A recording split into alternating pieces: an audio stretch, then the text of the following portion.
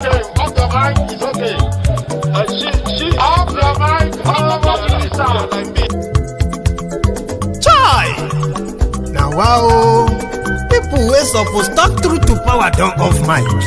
And if we talk, now 500,000 they go summer us, call them hate speech. But fear not, Maiyegun don't come. Him go torchlight every corner, nooks and cranny of all these bad people where they spoil our country.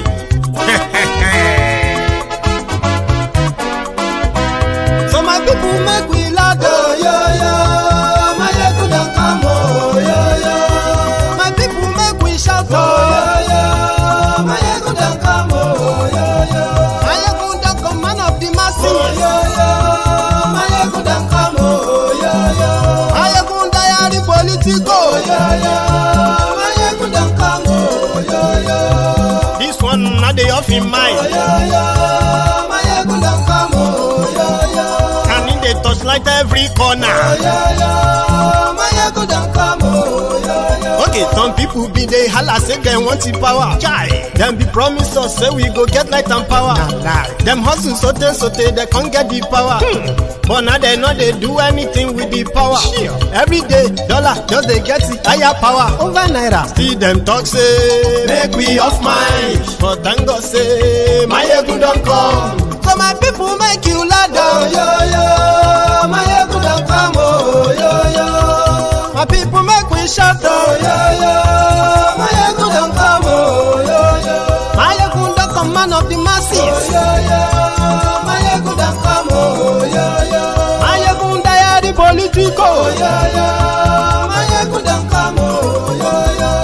This one not they off in mind, oh yo yo. Maiyegun don't come, oh yo yo. Person where they do evil, no one make person talk. Them say that Maiyegun, that man too they talk. He too they talk. Say Maiyegun diary, he they hot like pepper. But every day then they take money in bulk. Poor man picking, they the street they hawk. Still them talk say make we no talk. But thank God say Maiyegun don't come. So my people make you loud, oh yo yo. Maiyegun don't come, oh yo yo. My people make you shout, oh yo yo. Maiyegun don't come, oh yo yo.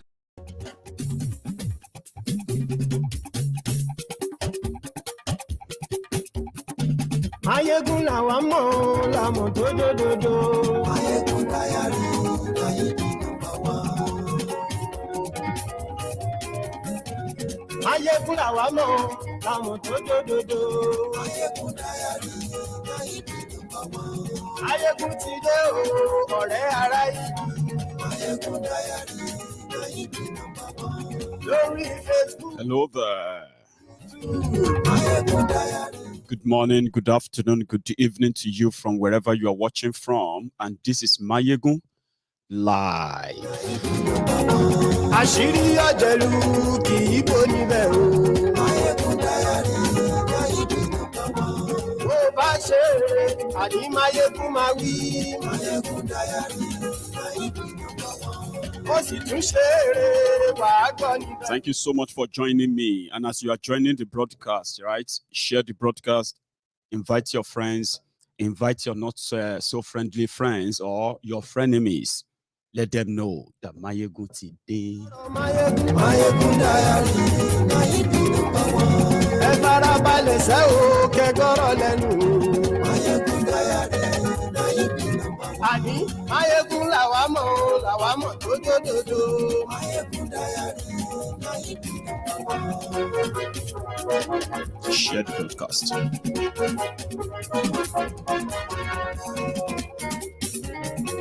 Àní ẹ̀sùn ràkì. Maiyegun ti dé.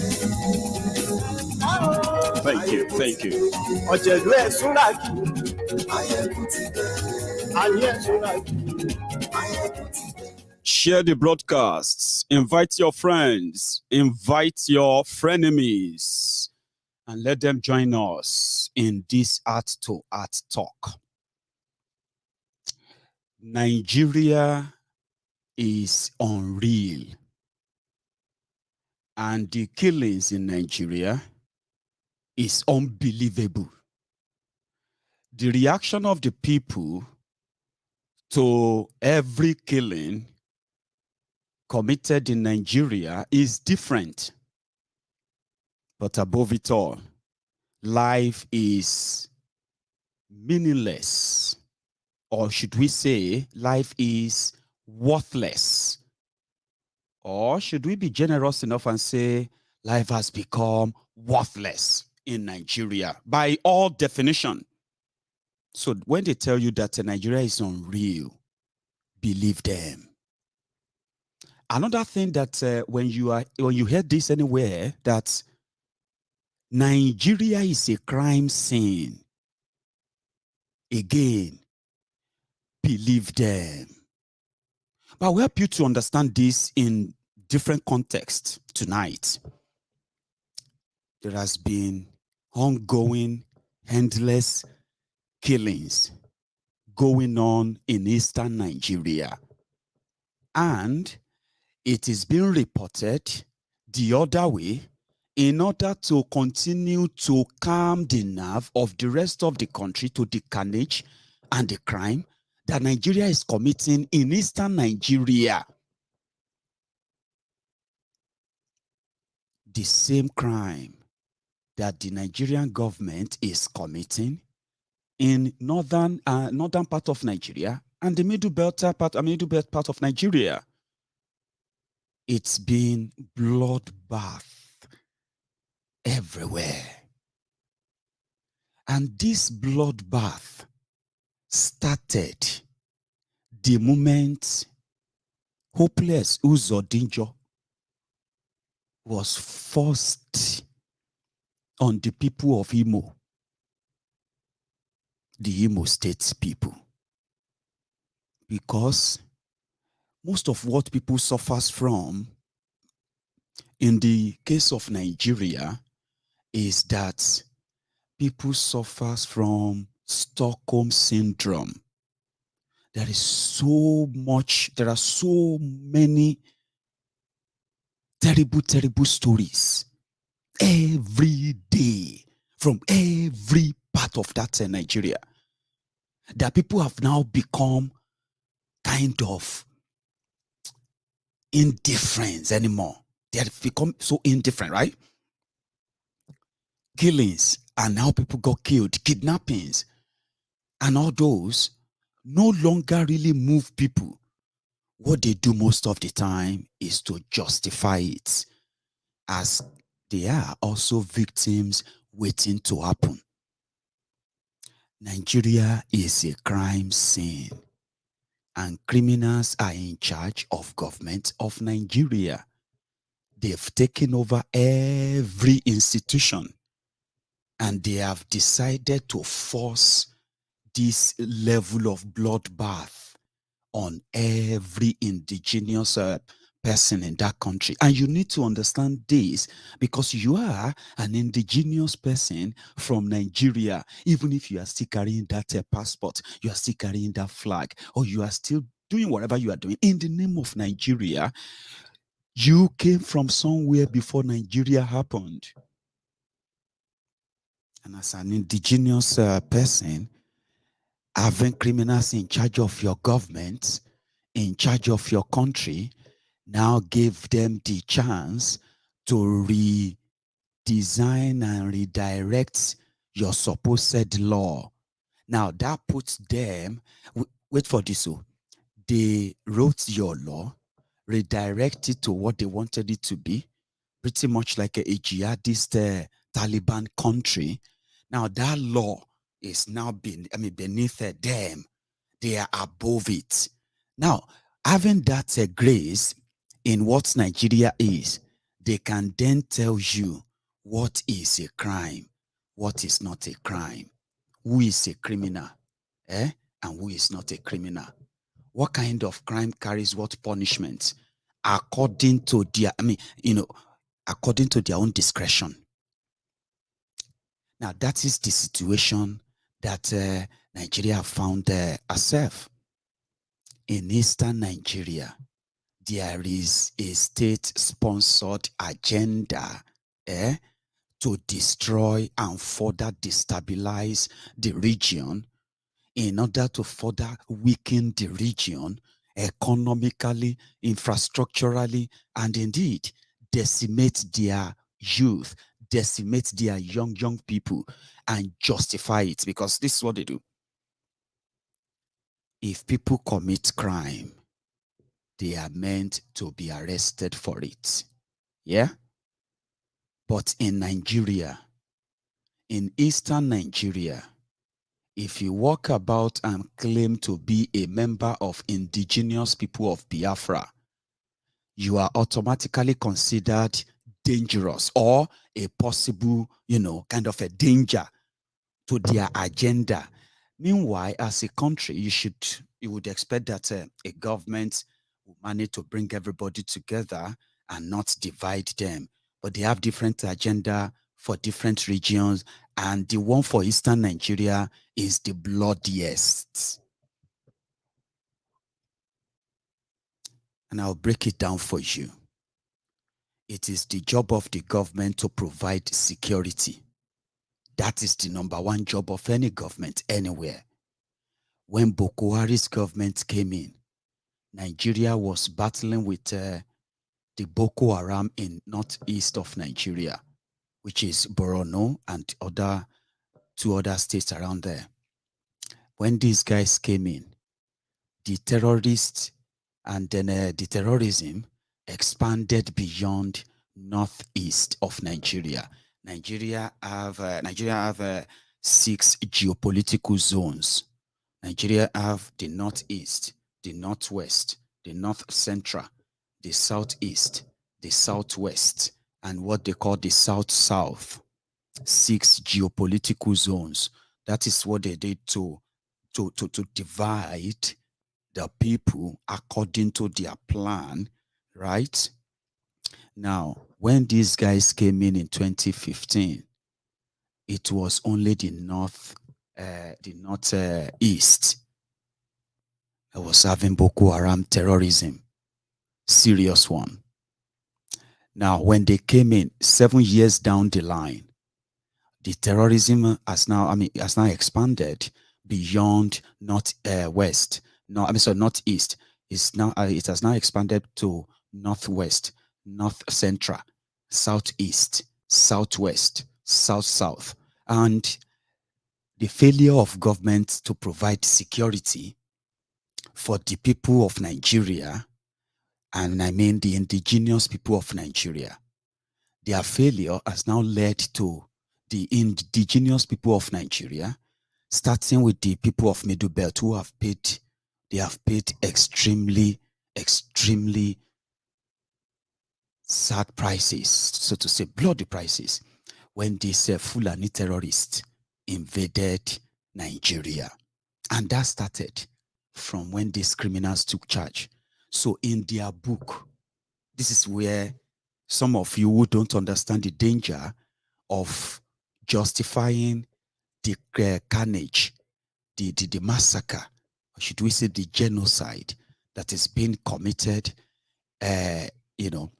in southeast of Nigeria, in Igbo land. Those of you who are denying or living in denial of that, maybe this will help you. The government failed to provide security. Therefore, people started resorting into self-defense. Now, that same government criminalize self-defense. You can't say you want to defend yourself. So the same government disarmed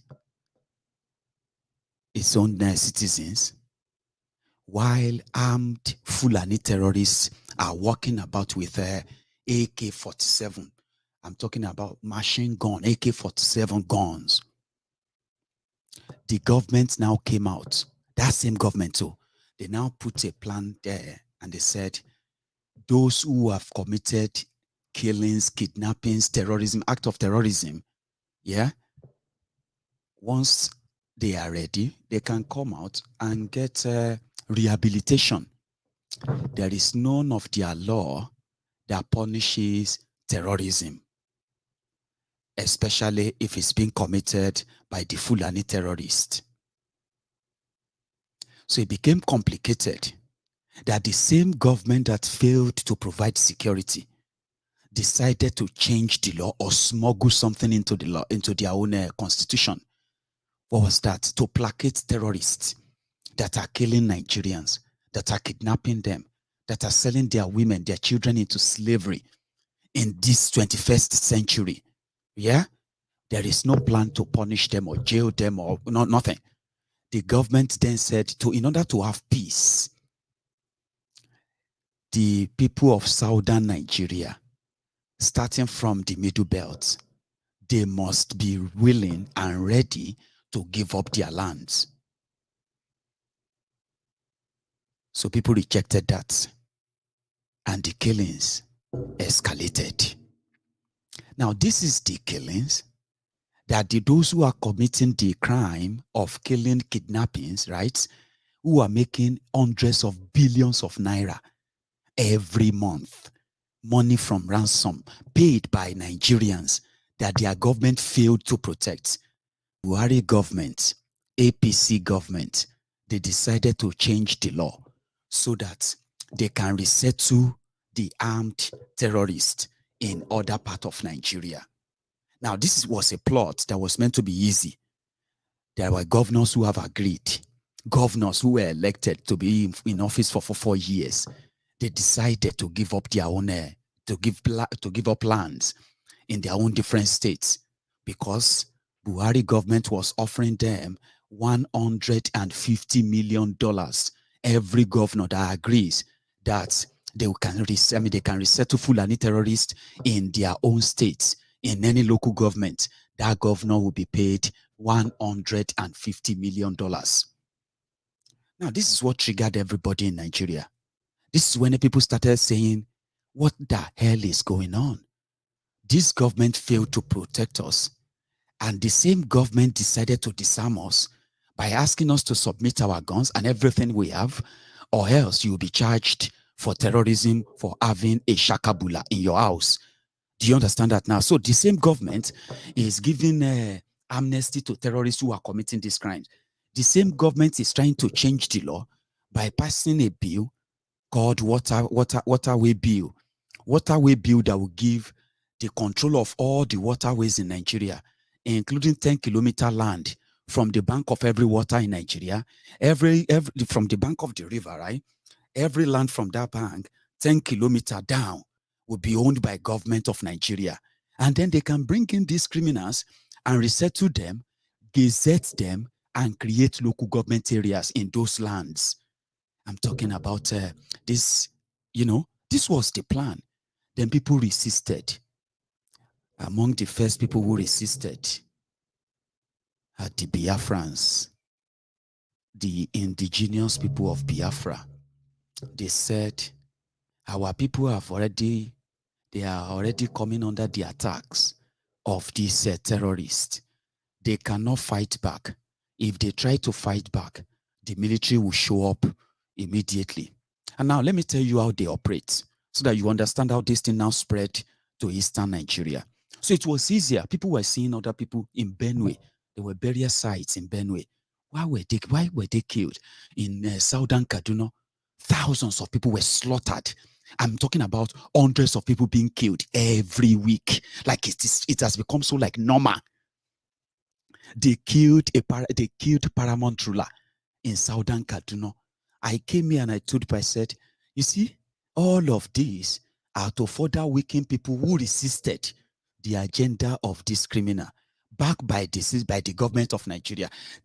We have given you all of the facts, all the evidence to show that this is where the position of the government of Nigeria is. Whatever they say they are doing, and the reason why the insecurity continue to escalate, it's not because people don't like Buhari. It's not because people don't like APC. It is because the government of Nigeria is behind the terrorism in Nigeria. And every point has showed us that. Right? So they described terrorism in northern Nigeria as our youth who just were misguided. Now, this insecurity that now spread to the eastern Nigeria put people on the edge. We will defend ourselves. We will defend our land. We will not give our land. We will not do this and that. And they considered that as an effrontery against their agenda. And what is that agenda? Agenda to resettle Fulani terrorists in Nigeria. How can you not see that? Now, this is coming to a close, right? And thousands of people, tens of thousands of people have been killed just because they want to resettle, rehabilitate terrorists. This is what triggered the reaction in Eastern Nigeria. This is what made many Biafrans, many Igbos to now believe Nnamdi Kanu. Now, Nnamdi Kanu told them about the danger that was coming. When he was talking about the Fulani terrorists invading us and all of that, many people said he was trying to create war. He was trying to create enmity. He was trying to create division. He was trying to do this and that. But, you know, just 5 years down the line, the terrorism Nnamdi Kanu told you, told me, told everybody is happening before our eyes. But guess what? Because the government is behind it, they are doing everything possible to change the narrative. And you are not seeing it. But the Biafrans who saw it, who have now become victims of what Nnamdi Kanu told them 10 years ago. They said it was too harsh. It was preparing them to fight war again. Now the war is here. Our people are being killed. Our people are being kidnapped. Ransoms are being paid. People are selling their properties just to get their loved ones released by the terrorists. And whenever the terrorists are captured, they are released, they are pardoned, they are released because they've repented. That is the dilemma that puts all the people everywhere to believe that if Nigeria won't let us defend ourselves, why are we now part of that Nigeria then? Why should we continue to be part of it? Our people are being killed every now and then. Now, like I said, it is a different approach to different people. In southern Kaduna, despite the fact that Kaduna is the state that you can call the Pentagon or whatever of Nigeria, Pentagon of Nigeria, the defense of Nigeria, where you have all of the military base, all the military, all the security outfits in Nigeria, they have their base there. Yet, the terrorists continue to kill and kill and kill in southern Kaduna, and there has never been any response from them. To the point that the terrorists were so emboldened that they have attacked all of the security posts there, including the Defense Academy in southern Kaduna, but you will never see any terrorist standing trial for all the crimes. But in eastern Nigeria, standing up to defend yourselves became a crime when Buhari and gang used the Supreme Court to bring in a fraudster as governor. And that changed everything. That was the moment they opened the door for the endless killings of Biafrans. And guess what? In order to continue to confuse you, they said the killings are being done by unknown gunmen. And when you continue to say what is unknown, then they said it is being done by ESN, IPOB. Many of you believe that. Some of you are still finding it difficult to actually not believe that. But I'm saying it to you tonight. It is the job of the government to provide security. You know that. It is the job of the DSS, the other government agencies, to in fact detect crime before they even happen. But in Nigeria, the Nigerian security agents who are working to incite genocide in eastern Nigeria, they are all there just to know who and who is not supporting Buhari, who and who is not supporting, or let me say who and who is a friend of IPOB. And then which local government, which town, communities do you have strong believer in Biafra? right? So their intel is just to get intel on the people of Biafra, the Igbo people there, yeah, who constitutionally they were supposed to be protected by Nigeria. But because Nigeria and Nigerians have become vulnerable in the hands of all these terrorists, yeah, they decided to occupy eastern Nigeria. In order to make it work, they started with a political takeover for somebody who was ready to do their bidding. Lawlesss Uzodinjo. Immediately, Lawlesss Uzodinjo became their governor, the Supreme Court governor of Imo State. All hell let loose. Unknown gunmen came to life. And these unknown gunmen, who are mainly cultists, ardent criminals, are also political muscles for all these rogues. But what I didn't expect was for a governor of a state to become so cold-hearted to all this bloodletting that he sacrificed his own local government people as well, the people of Orlu. I was telling you something about agenda, an agenda that first pushed many Biafrans to become listeners to Nnamdi Kanu, because they could see the danger right before them. And they also seen that Nigeria will never protect them.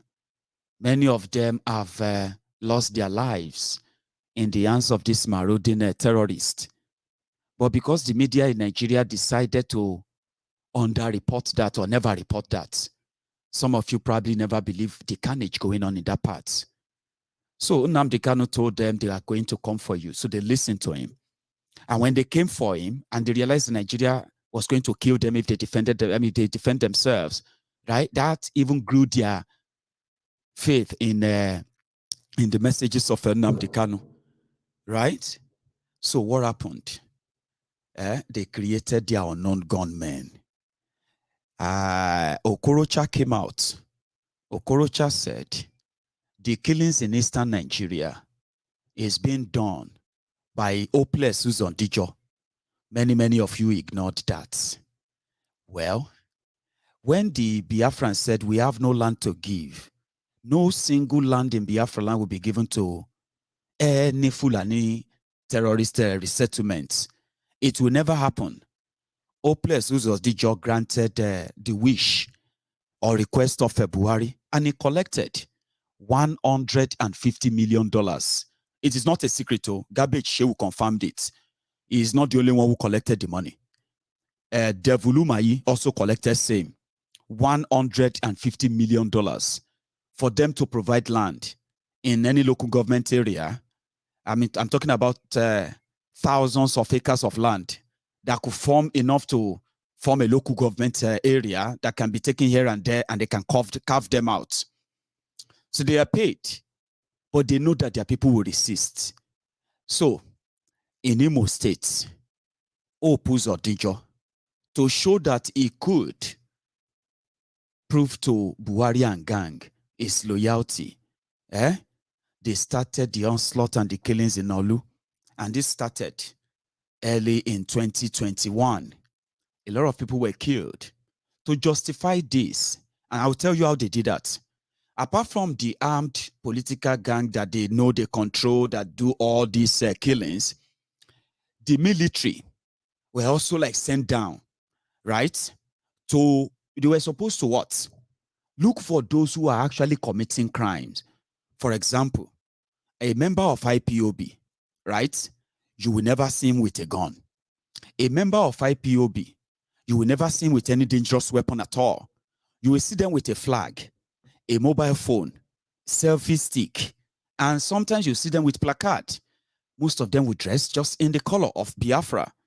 And they are so colorful to watch, interesting and amazing to see, right?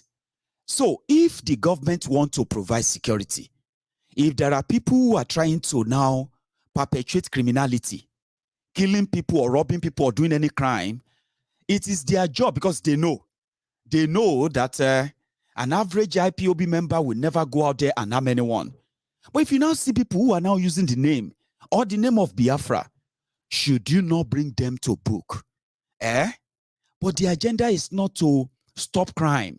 The agenda is to weaponize it. The agenda is to escalate it. So, and it is a pocket of crime here, pocket of crime there, that we just justify why do you have military in eastern Nigeria and you don't have military in northern Nigeria, where they are doing daily killings, daily kidnappings, and all of this absurdity, terrorism at the highest scale, that the Nigeria name is now put on the map. But the point here is this: the attention is not to curb crime. They know the IPOB are not terrorists. They know that they cannot, they are not committing any crime. But they also know those that they arm themselves. Or have you ever heard that the Nigeria military or Nigeria police, they engaged in gun battle with unknown gunmen in any part of eastern Nigeria since the story of unknown gunmen started? I'm asking you a question now. I'm not saying you should. I'm asking you to leave everything they've told you. Okay? I am bringing piece by piece, and I want you to put all the pieces together with me so that you understand where I'm coming from, where if the intention of the government of Nigeria is to end criminality in any part of Nigeria, they will do it. Yes, they will do it. Okay? They have all it takes. They have the money, they have the resources, but they won't do it because they are behind it. The terrorism in northern Nigeria, the agenda is not for the terrorism in northern Nigeria to end. It is to be managed, controlled the way they are doing. Okay? It is not to end. The insecurity and the restlessness in eastern Nigeria, it is also deliberate. If not, and let me continue to put the pieces together, by the way. They wanted to justify militarizing eastern Nigeria. You all know that military are only brought in for internal security when the police have lost control. Do you know that the internal security of Nigeria has been lost for the past 10 years? It became worse the last 7 years. That is why mentally, psychologically, many of you have now become so used to seeing military brutalizing people because they will say they want to bring peace. But because your government is behind the insecurity, the politicians and their crew, they are behind the insecurity, it is better for them to continue to pop up pockets of insecurity here, insecurity there, to justify why they are continue to militarize eastern Nigeria. Then you ask yourself, how come, since they have been militarizing eastern Nigeria, how come the insecurity continue to escalate? Is because their intention is not to end insecurity there. Their intention is to hunt down anyone known as IPOB member. That is the job of the military.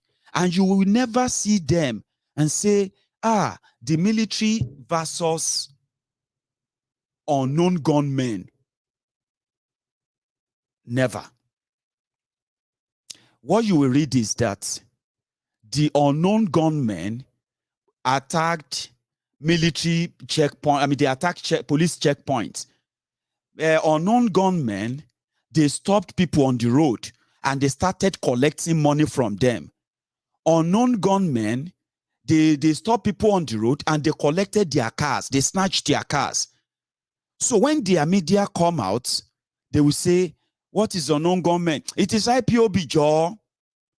But who do you think should tell you the truth? The government, the security. But they won't tell you that because they are behind it. Unknown gunmen versus military. And I've never heard out of that. I've never heard it. So it is their job to now fish out those who are now committing the crime. Do you understand that? Me, I have studied this issue of a sit-at-home in Eastern Nigeria. And I realized that it is kind of a collective agreement that they were going to sit at home. Now, if people choose to sit at home, that is their own way of civil disobedience, right? And they have the right for that. And people also have the right to go out if they say, I don't want to sit at home.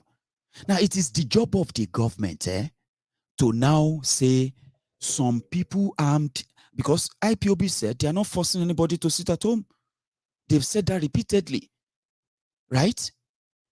But you don't believe them because your government, who are those who are behind this armed, your politicians, who are those behind these armed criminals,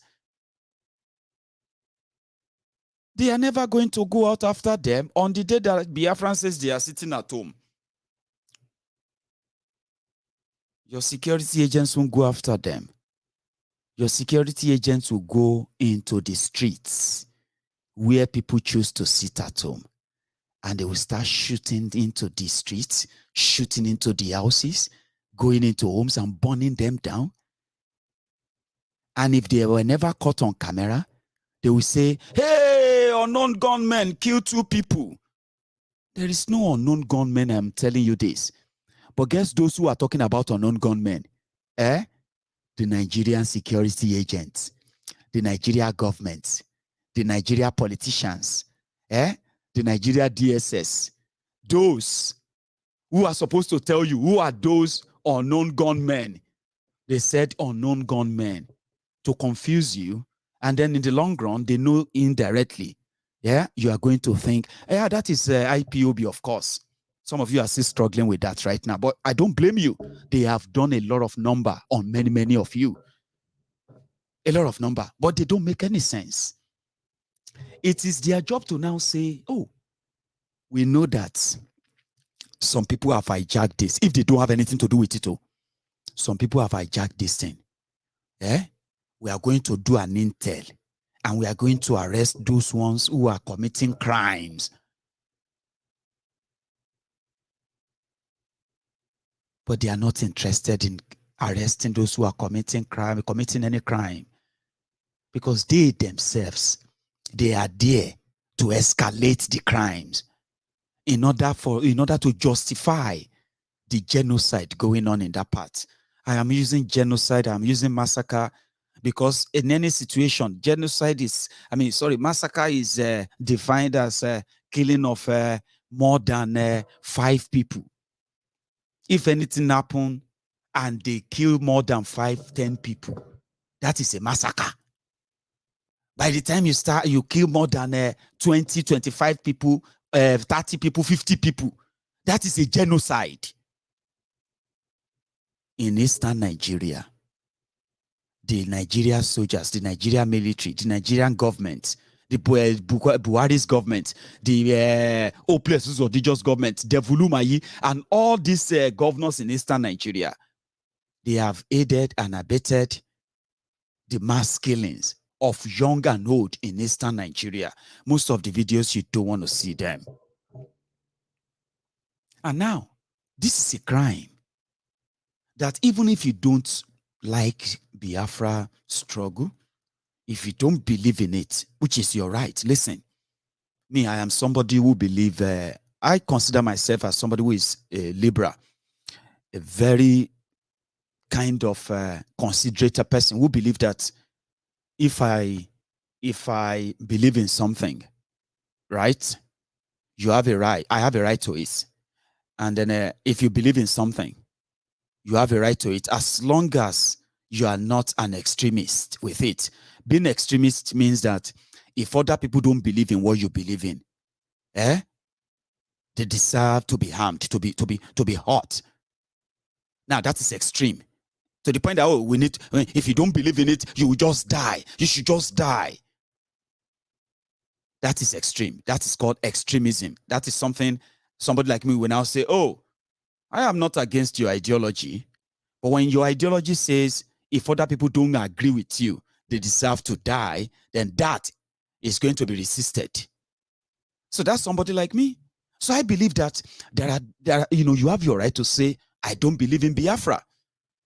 And I've been telling people that, listen, you should learn to be somebody like myself too. Let people have the right to their choice. It is their right. But guess what? They may not be right with their own, with what they believe in.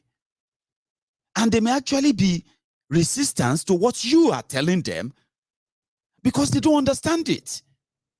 So you will earn people's respect when you begin to agree that people have the right not to agree with what you agree to. They have the right to disagree with what you agree with. They have the right to choose what they believe in for whatever reason they believe in it. And you have to respect that.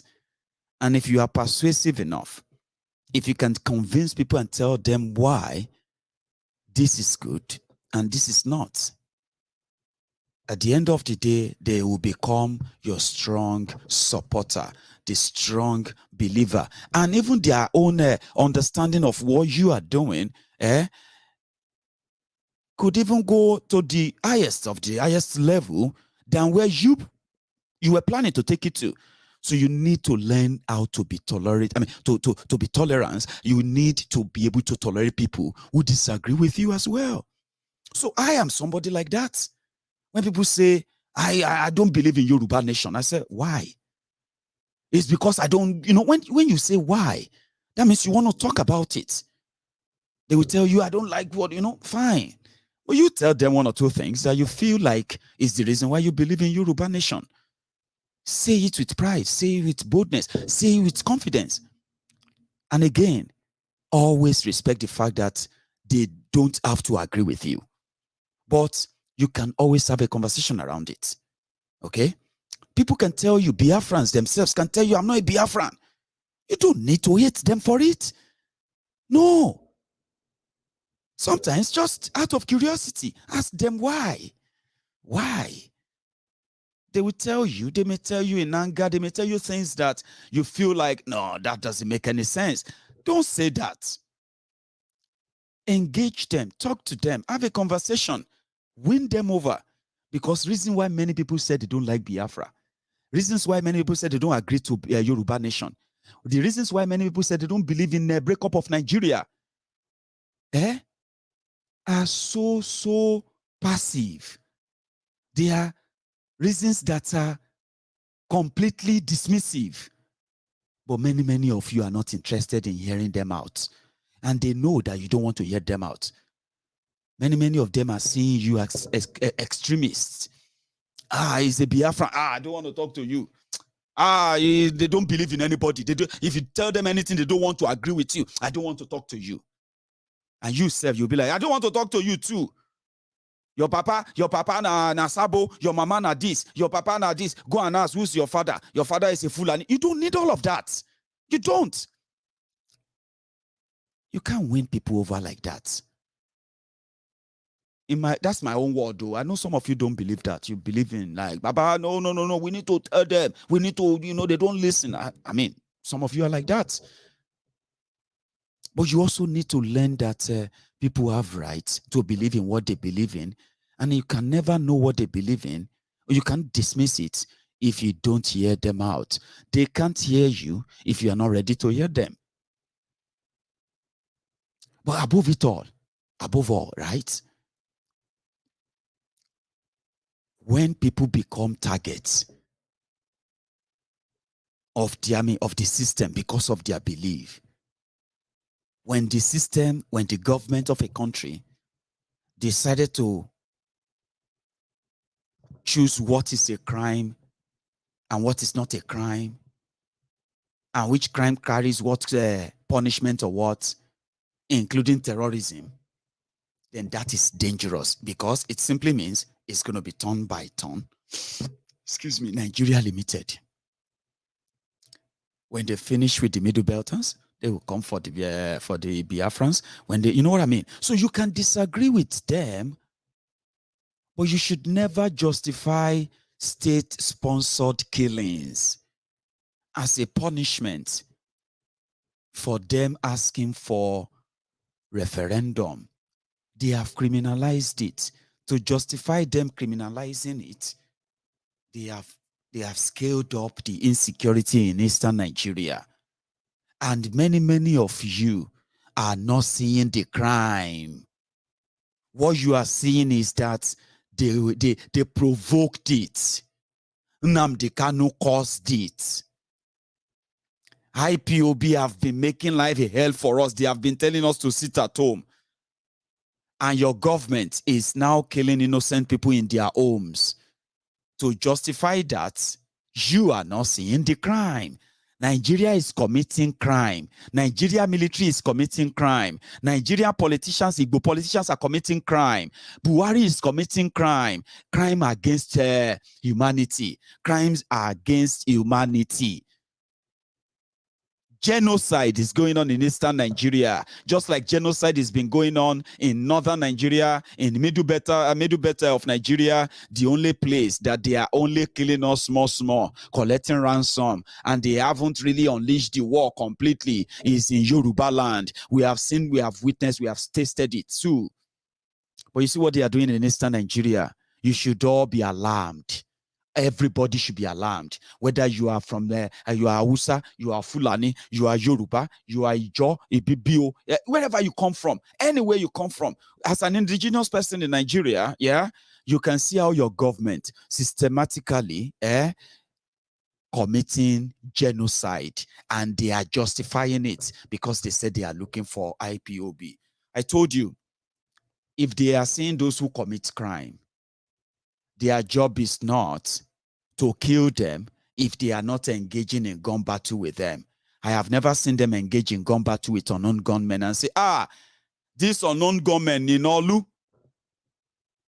Just like you have seen that the Boko Haram. Let me put it this way. In Nigeria of today, in northern Nigeria, Nigeria military, they are playing defense. They wait for the terrorists to ambush them. They wait for the terrorists to attack them. And then they say they fight back. They repel them. In Eastern Nigeria, the Nigeria military, they are attacking anything that moves. They are attacking anything that lives. They are burning down anything on their path. And they are destroying and ruining life and turning people to homeless. They are turning many people into homelessness in Eastern Nigeria as we speak. And guess what? They are justifying the genocide because they are looking for IPOB, unknown gunmen, and they have never, ever encountered unknown gunmen anywhere. Ever. They go into communities. Let me show you this video. When they go into those communities, this happened in Orlu. Okay. Where's that first one? It is viewers' discretion is advised. I'm going to play it shortly and I'm going to stop it. Okay. Now I'll show you other ones that I can share before we continue.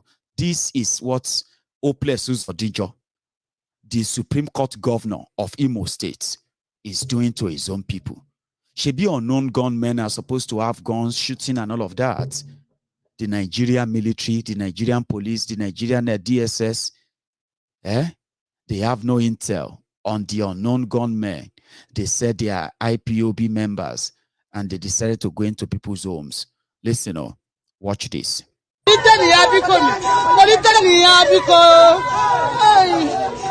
God.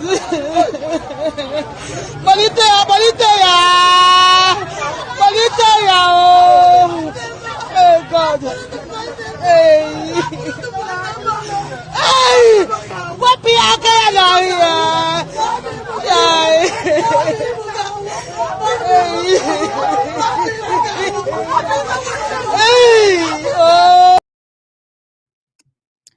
So, as a mother, who just one of those people who got killed when the military bombarded their communities. I'm talking about communities that women, children live, aged people live, young people live. I'm talking about proper communities. Let me say something before. In fact, I'll show you this first before I continue. This also happened. hotel, popular Ukwake or inland guest house, have been raised down by Nigerian military forces. This morning, they have been shooting since morning, shooting and killing innocent people, bombing people's shop and properties. That's what we witnessed today. So we are not happy. How can government deploy his security agents to destroy people celebrating their Easter festival? We are in a sad mood. This is what we experienced this morning. Since night, nobody have slept this area. They will be shooting sporadically. Nigerian military forces shooting every damn thing they see, burning people's shop and property. That's what we see now. I mean, looking for criminals who are forcing people to sit at home. People are not forced to sit at home, they say. It is the government who want to force people out. They said they are sitting at home because of the continued illegal detention of Nnamdi Kanu, who was also illegally, extraordinarily renditioned from Kenya, illegally. So all these crimes committed, they said until it's released, they will continue to sit at home. Government said they should come out. Some people are coming out already. So if there are criminals who are attacking people, criminals who are, committing crimes against Biafrans, yeah, it is the job of the government who claim to care. At least they claim to care, Abi. They said they claim to care. They care for Nigeria. They care for Igbo people. Maybe they will now go after their intel. Security should tell them where are those criminals camping, because they are those controlling the criminals themselves. And to justify that they are looking for unknown gunmen, that all of you, those of you who are justifying this, blaming IPOB, sitting down and blaming them, to justify that they have to kill innocent people in their homes, burn their properties, burn their shops, burn everything. And that's what they do. So they killed a woman's son, and they killed over 20 people on Easter Sunday, Easter morning. Now, if you want to see how that look like, tell me. Now, like this, then they look for unknown gunmen. Now, like this, then they look for people who are forcing people to sit at home by going into people's homes on Sunday, Easter Sunday. This is what it looks like. Oh, before you saw that dead body, look at this.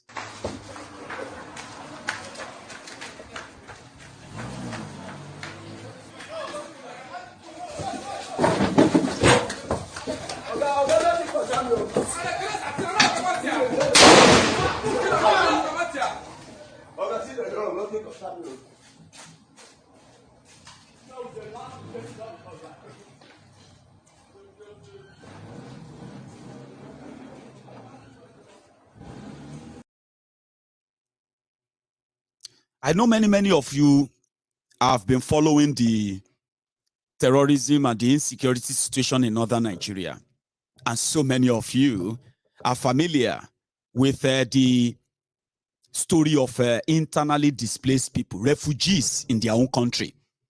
More than 15 million Nigerians have been displaced by the terrorists who invaded Nigeria, invited or brought in by this government. More than 15 million people living in refugee camps. And guess what? Millions others are also being sent to refugee camps by the Nigerian military and by the Nigerian government.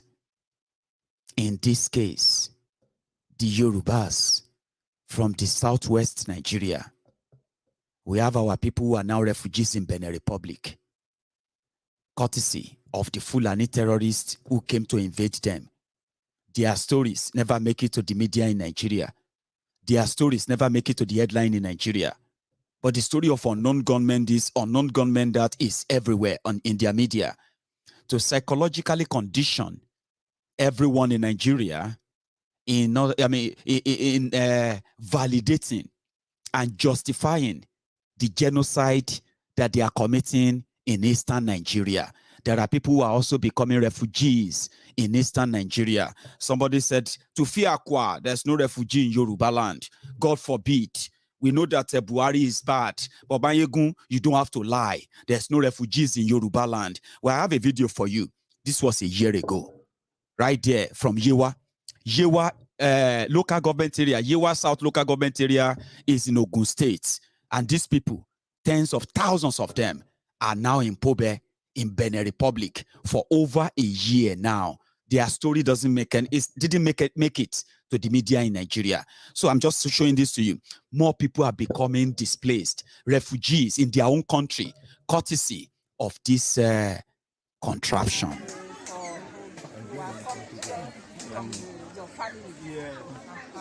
Due to that crisis, Fulani crisis that was occurred at our country. That's the reason why we migrated to this place.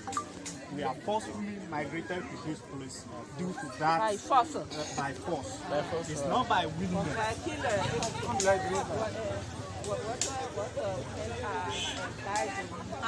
Women. Oh, man or women. How much are us, man or women? Only you. Are dying here. Both the women and men migrated from that area. No. And How then much? people died.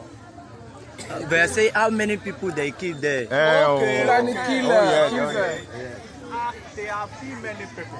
But that our many people. Many people have lost their lives.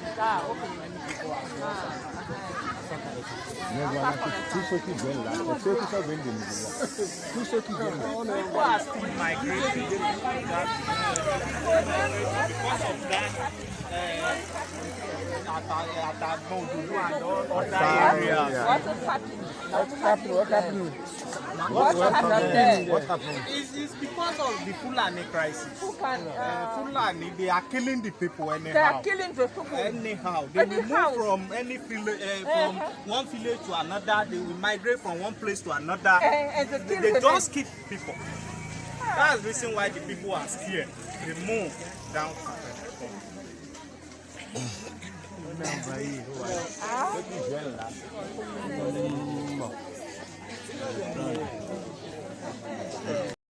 So how could anybody think that talking about this, showing this to the whole world, screaming for help, that people need help, their government is now a terrorist government, and the people are trapped in this? It seems no way out. And they continue to make it look like it's impossible to end, because it is impossible to end as long as Nigeria remain one. This terrorism is going to live with Nigeria to the end of time. Some of you don't know that. This terrorism in Nigeria that is escalating and escalated, yeah, is going to live with Nigeria forever. They are just going to make you learn how to live with it. And is that your portion? Is that what you want? Now, rather than the military to go after terrorists, they go after innocent people in their homes. Let me show this again to you, what it looks like in Biafra land on Easter Day. Sorry, it's quite a very blurry, poor picture, but you will understand it when you see it in Imo State.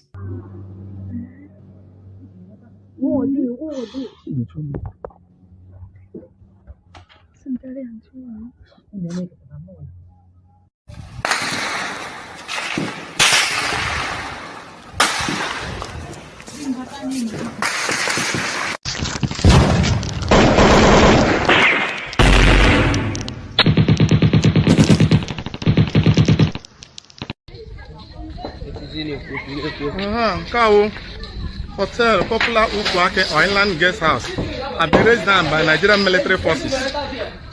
This morning, they have been shooting since morning, shooting and killing innocent people, bombing people's shop and properties. That's what we witnessed today. So we are not happy.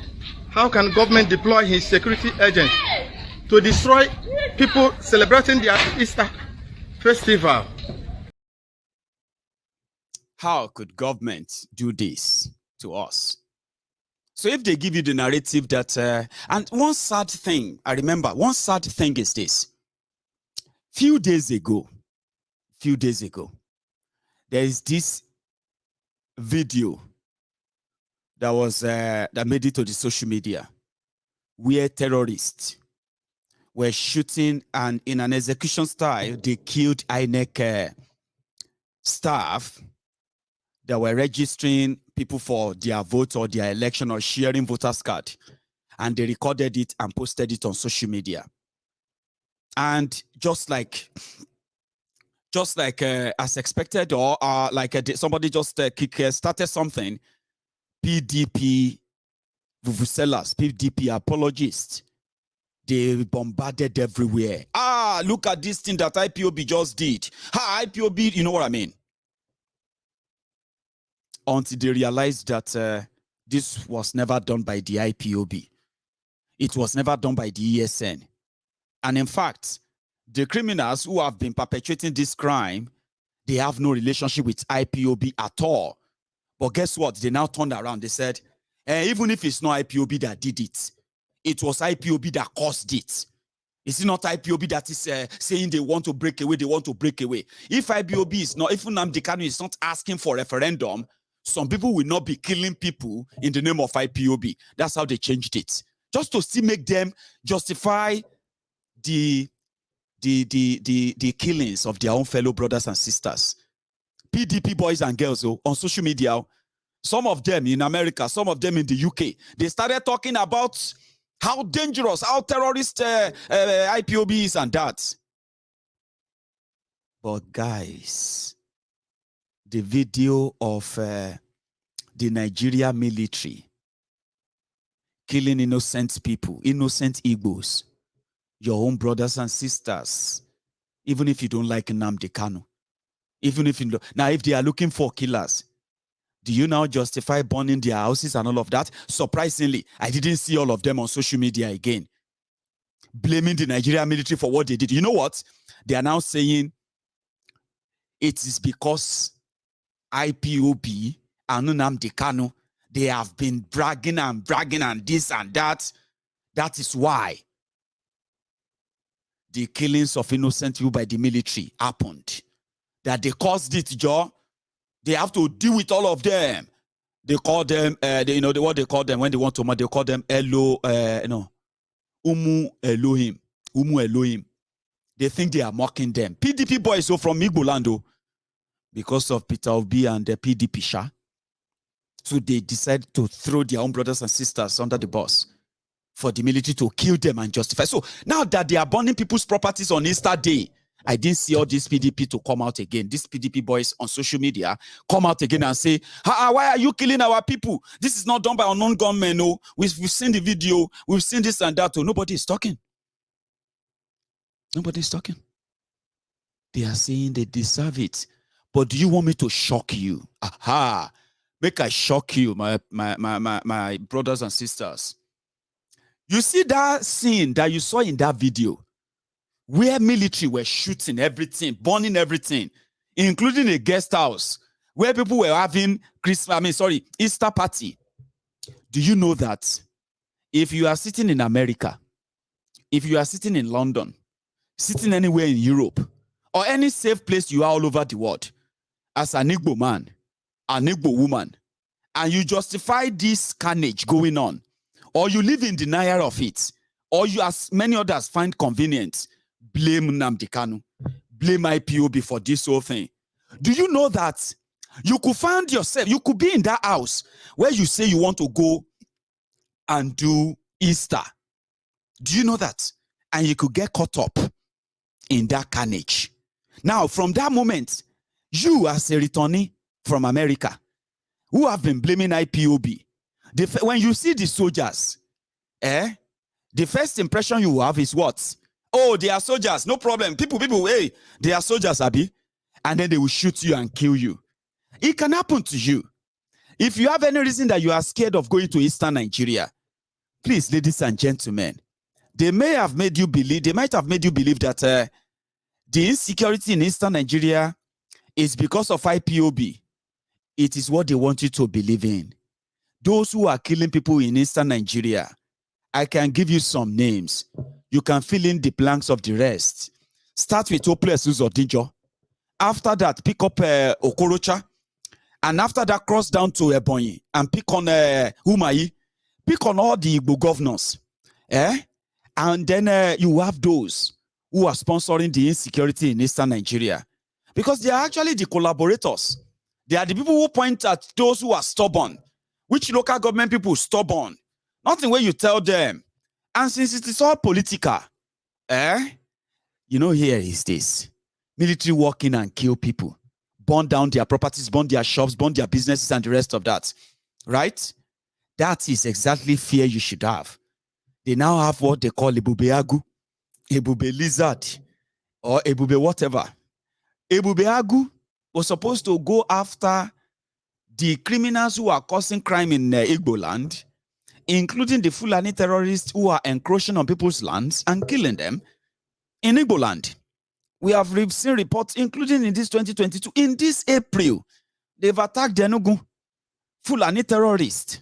They've killed people there. So people are already grouping, coming together to fight back all this crime, all these criminals, I would rather say, all these criminals. But, those who are telling you to blame it on IPOB, there are so many of these guys. Ebubeagu no longer go after criminals. They are going after, say that one, say Chima na IPOB.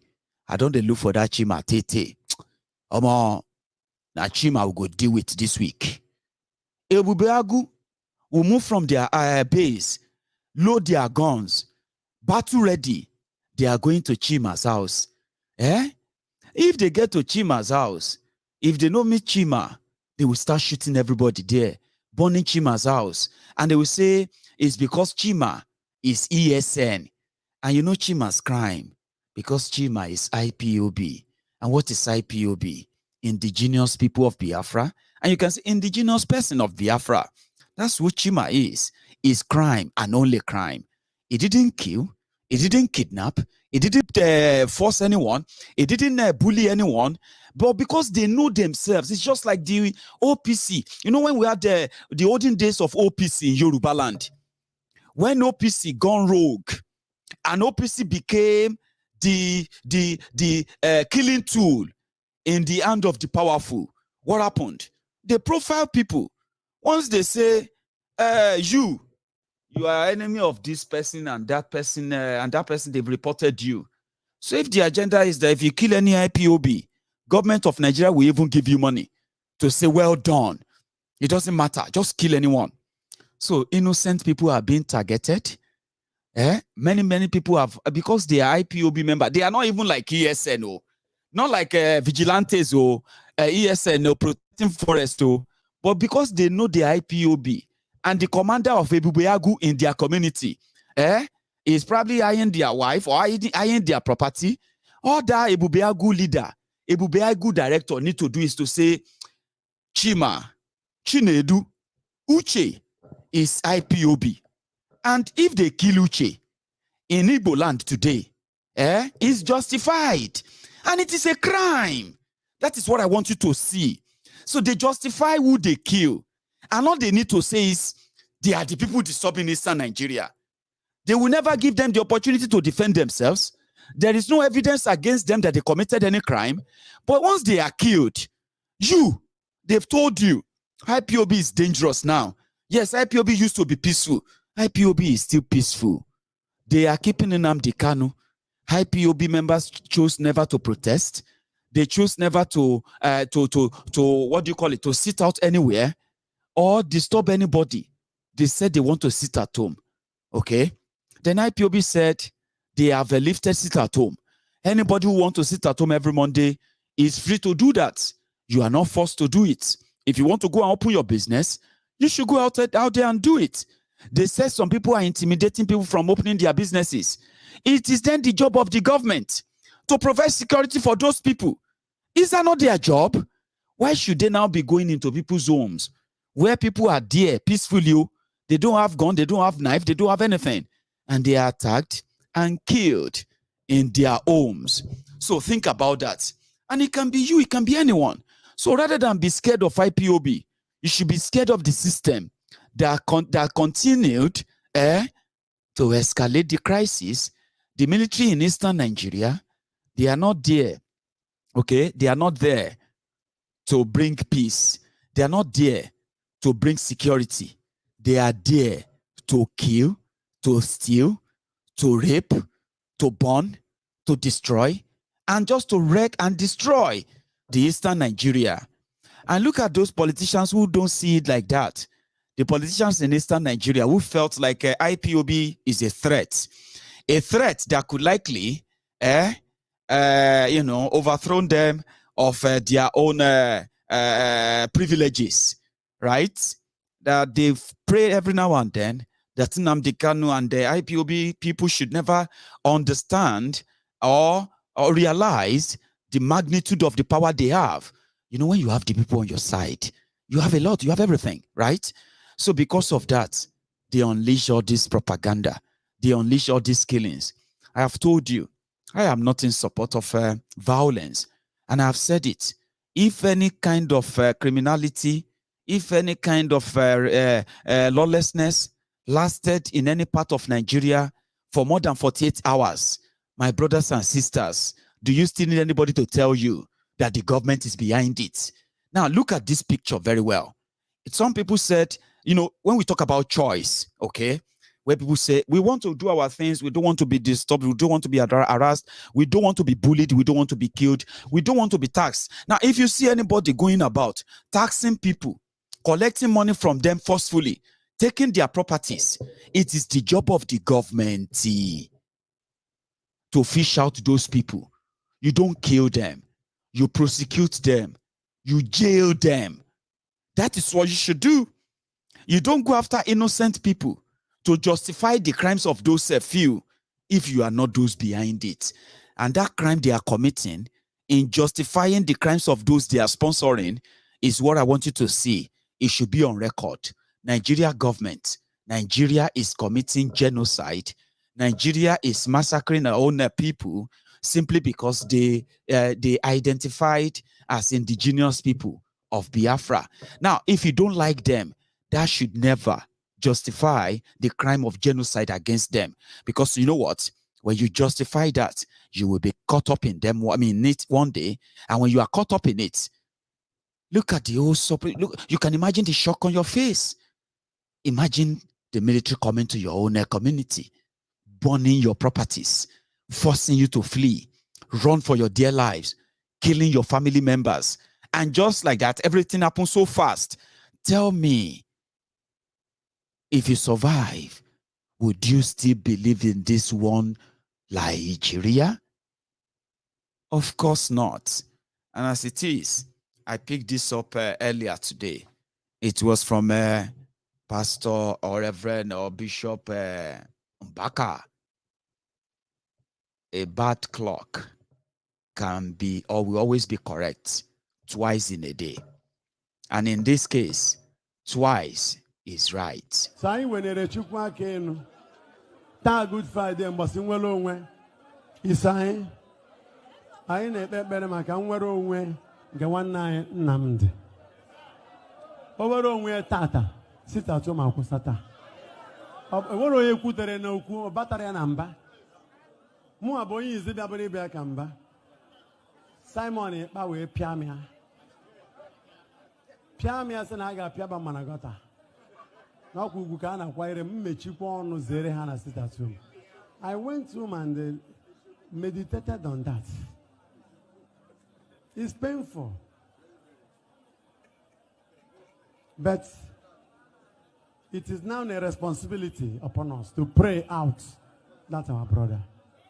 So I wenere chukwu aka enu n'isi ya. Ebe ọbụla ọ nọ ya mara na ụmụnne ya wenere ya aka enu. Ọkwa nsọ nụrụ ude nwa na-agba n'ọsọ. Onye nụrụ ude nwa na-agba n'ọsọ. Onye nụrụ ude nwa na-agba n'ọsọ.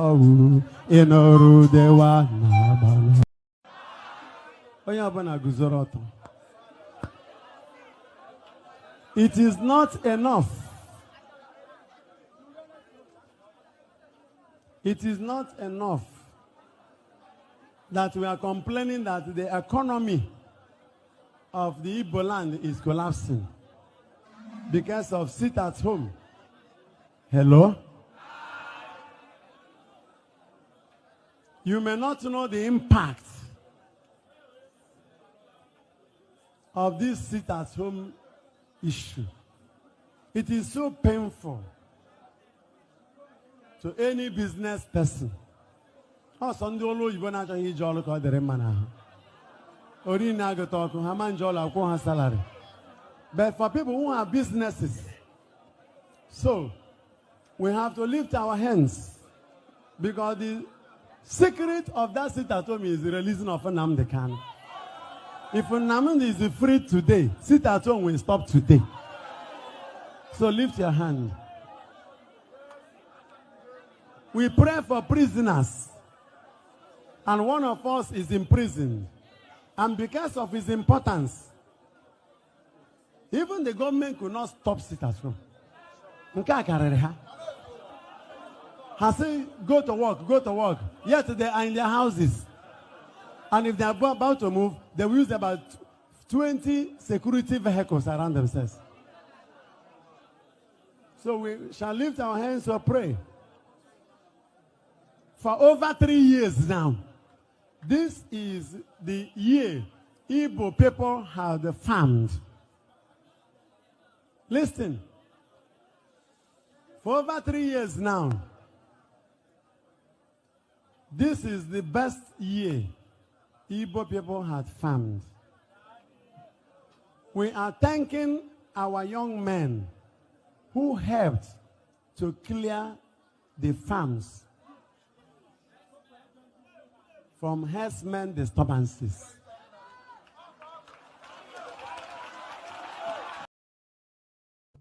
Did you hear that? Yeah.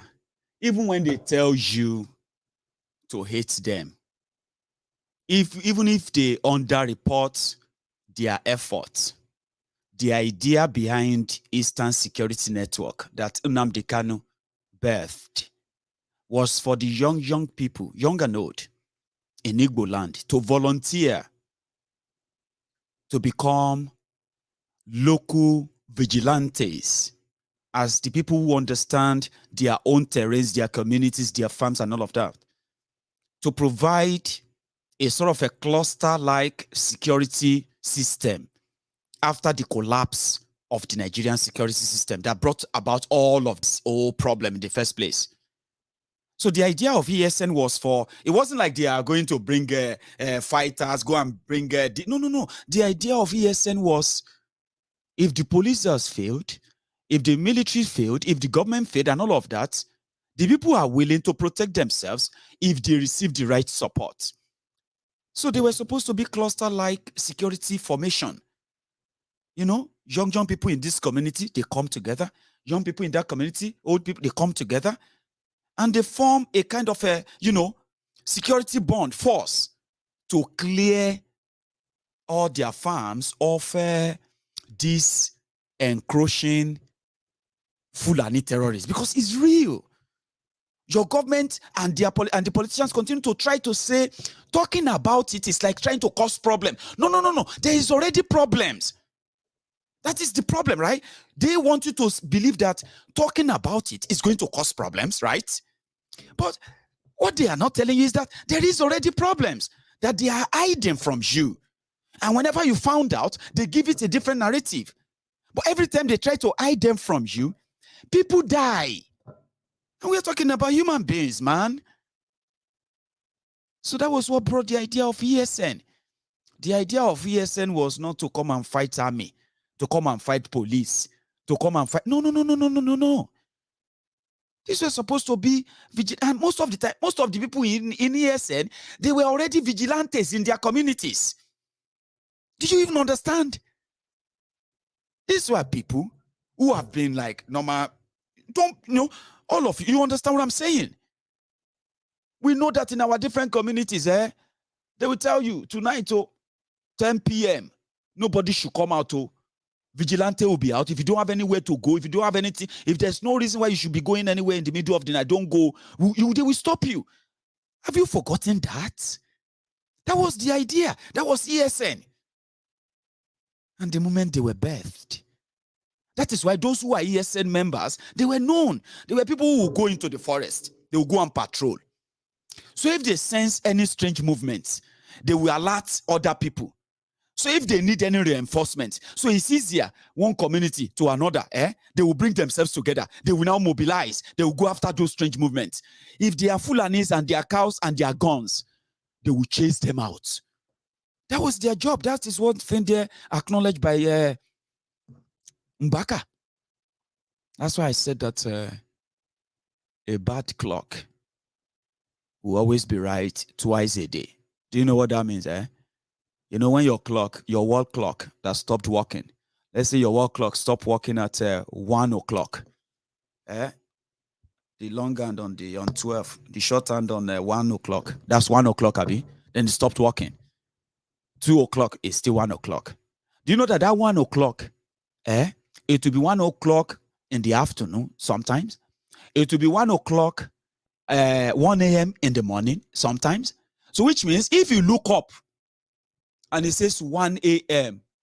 and you check your time and it is 1 a.m., even though it's a bad clock, it will always be right at least twice a day. That is why Mbaka mentioned it. All our youths that help us to sweep the farm. And for the first time, our people are able to go to farm. This is the best year. So they were suffering in silence. When Nnamdi Kanu was screaming, shouting, hey, and that, many of you didn't understand. People were suffering. They couldn't go to their farms anymore. People who you know, our mothers and our fathers, who made their money, their little tokens from what they grow, and that's what they feed on, right? From this little money, they send their own children to school. Their children are graduates. Majority of them, they have no jobs now, right? So their source of income mostly is now what they do or what they get from their farms and their businesses like that. Now this came under attack since 2015. People are being killed like that. If they try to stop any Fulani terrorists grazing on their farms, they will just kill them. They will bush out them and all of that. They will warn them if anybody try anything. And this was ongoing. It wasn't reported. And whenever it was reported, they say others farmers clash. How could you say others and farmers clashed when the farmers was on his farm or on a farm? And then somebody with cows and gun encroached on that farm, invaded that farm, and the farmer said, no, you are destroying my crop. Leave my farm. Don't destroy my crop. And they kill him. And you turn around and say, farmer and others clashes. How does that make any sense? That was murder. So people were suffering in silence. Nnamdi Kanu was screaming. Many of you who are even Biafrans yourself, who have never been to Biafra land for so long, you felt like Nnamdi Kanu is too vile. Nnamdi Kanu is too raw. Nnamdi Kanu is this and that. Some of you even said, this Nnamdi Kanu don't dey mad. But your people were suffering in silence. They were there. Nobody was listening to them. Until the idea of let us protect ourselves. He brought the idea and they loved it and they launched it. Rather than them to get supported, they became targets. Because there are people known in communities. They are known. They go in there, they come back to their families. They are not committing any crime. Then in the city, politicians are giving powerful guns to cultists, to political criminals. And they are giving them a uniform to go out there and commit crime that nobody will arrest them for. And then they blame the ESN for it. See how they twist it. See how they change the narrative. See how difficult it is for so many of you to even believe this truth. See how difficult it is for you to believe it. Because they've done number on you. Even when they've given you no single tangible evidence. They are killing people. They are hiding it. Now they are killing so much that they cannot hide the number. That's why they said the reason why they are killing them is because they support the ESN. How could the ESN be enemy? The people who are helping, they didn't say Nigerian military help them chase Fulani terrorists. Oh. They didn't say Nigerian police. Oh. They said ESN helped them to return back to farm. How could you hate such people? How could they make you hate them because you didn't understand them? How could they get away with that? And how could they make you underplay every soul, every life killed by these criminals? How did they get away with that, ma? How? It's a big question. And as I'm talking to you today, you are watching me in your bedroom. You are watching me in your car. You are watching me currently in your office. You are watching me in your different comfort zones. The people of Orlu, the people of Ozu. You know what it's just like there? I'll share that with you. This is what it feels like to be in Ozu, to be in Imo State, to be in any part of Imo State right now. This is what it looks like. Oh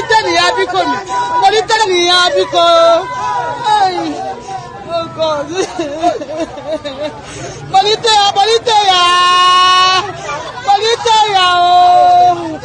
Oh God. Hey. Hey. What be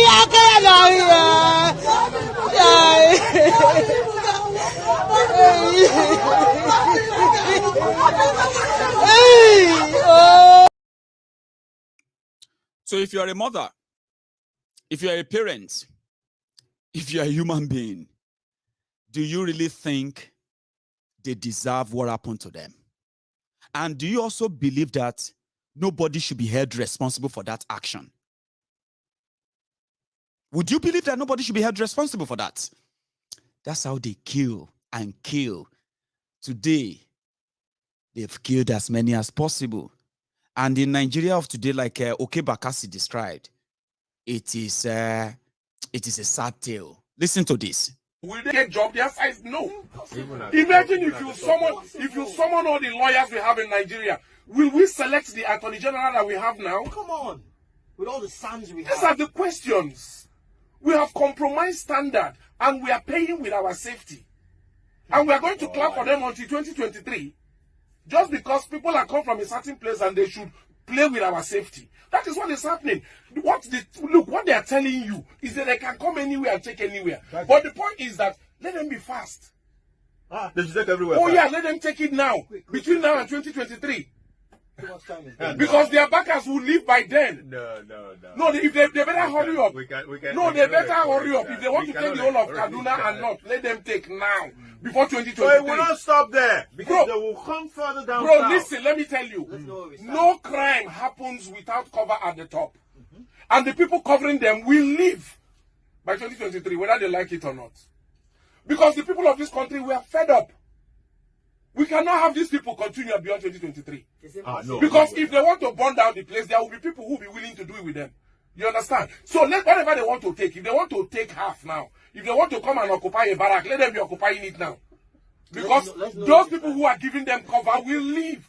Look, there are certain people who will not touch the corridors of power. If those of us who are sane have our way. Of course.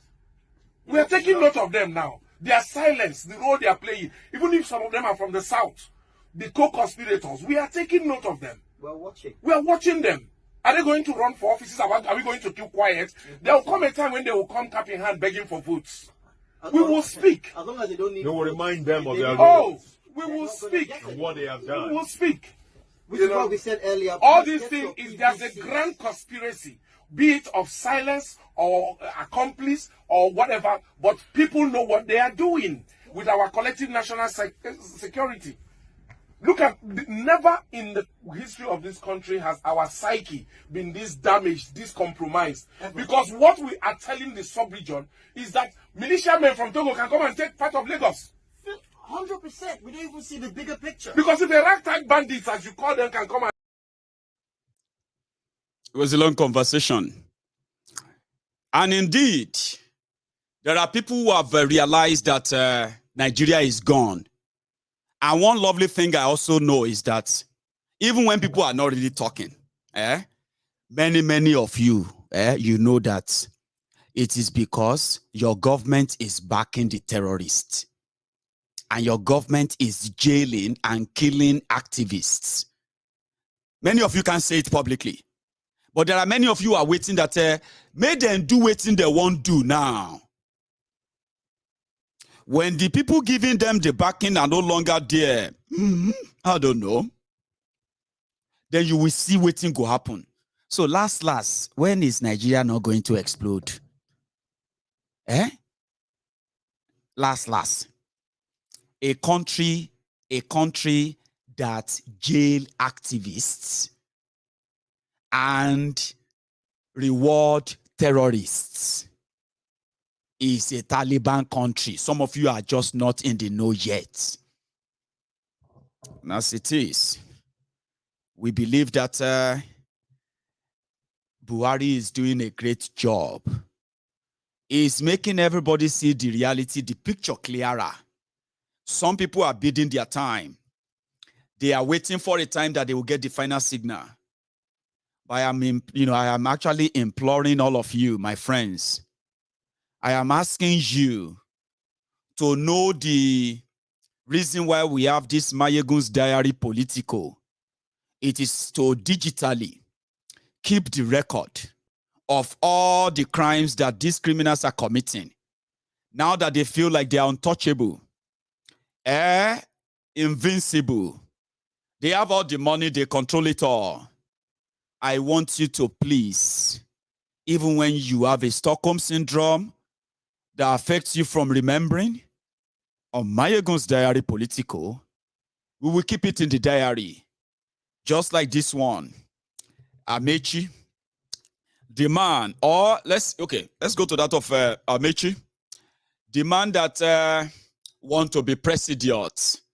The man that decided to link Nigeria to Niger Republic while millions of Nigerians continually fall into poverty. He said he wants to be president. And then something happened. He visited another thief who is now their party chairman. Baba, I came here to see you. Good morning, sir. Okay, sorry. Baba, I came here to see you. Good morning, sir. I want to be president. But they say if you look at when they now sat, at the back of this, all these chairs, they said those bags, waiting there inside them. And immediately Amechi left. I was leaving. He said, Baba, you see, look at your left. Can you spot, look at the right. They don't pay them your money. So the point here is this. Even if somebody tells you that Nigeria is going to work, I'm talking about those motivational speakers. I'm talking about those aspire to acquire, require to maguire, expire to perspire, and all those ones where they tell you that motivational speakers. Listen to me. If you let anybody use motivational speaking and all the rest of that to continue to hold you down to when Nigeria will happen to you, now your fault, oh. It is not the fault of that person, oh. I bet that many of you remember this guy. He's a pastor in Nigeria. Very, very prominent. He is like others. Always ask you to pray for Nigeria. I mean, he even had their prophecies many times. What to be his name again? He was always telling you to pray for Nigeria because Nigeria is going to be great one day. Last, Baba don't relocate in family, go America. If Nigeria go great, make una make am great. If you no go great, make you no make am great. It's no longer his business. Now he can run his Sam Adeyemi. He's a correct guy. Oh, I like him. Oh, I actually like him. Oh, seriously, I like him. But I'm talking about those who have used, including him, oh, who have told you in the past. You see, this country is a very intelligent man, very, very intelligent guy. But all in all, everybody done the jar. If Nigeria go day, may Nigeria better. If Nigeria no go better, may Nigeria no go better. They will be praying for Nigeria from abroad. Just like many, many of you, my brothers and sisters, who are also patriotic Nigerians from abroad. You are loving Nigeria from abroad. My brother, Maiyegun, one way he came. You see, this is where I get angry, right? I'm not angry. I get kind of, okay, I'm angry. Yeah. When you will see people who know the truth They are living abroad, or they left Nigeria, or they are not going to Nigeria, okay? If not, some of them have never been to Nigeria for the past 10 years, 15 years. So they are abroad. So, and I don't know how it's so convenient for you to be those who love Nigeria from abroad, okay? Because it's hypocrisy, you know that. You can't stay abroad and continue to say, I love my country. And then when people talk about all the vices and the criminals who have wrecked the country, then you get triggered. My friend, that's why I said one Wiri came. I don't know if the Wiri is watching me now. He's a Wiri. And he came. He said, stop this nonsense, Maiyegun. Because you are abroad, you think you can be talking and talking and talking and the rest of that. Why don't you come back to Nigeria? I say, Olori Bunye, Egbon, Babatunde, something. I say, he's watching me. Maybe he's watching me right now. Olufonye. You dey America. Because I had to go and check him. Baba, the Wiri dey Texas, oh. The Wiri dey Texas. Now one old Wiri like that. He said, talking about Yoruba nation, talking about all this I've told you so far, it's nonsense. Why can't you just do everything to work together as a people? Nigeria is a great country. Nigeria will never break. You this Maiyegun, all this nonsense you are saying, all this you want to break Nigeria from, you want to cause war.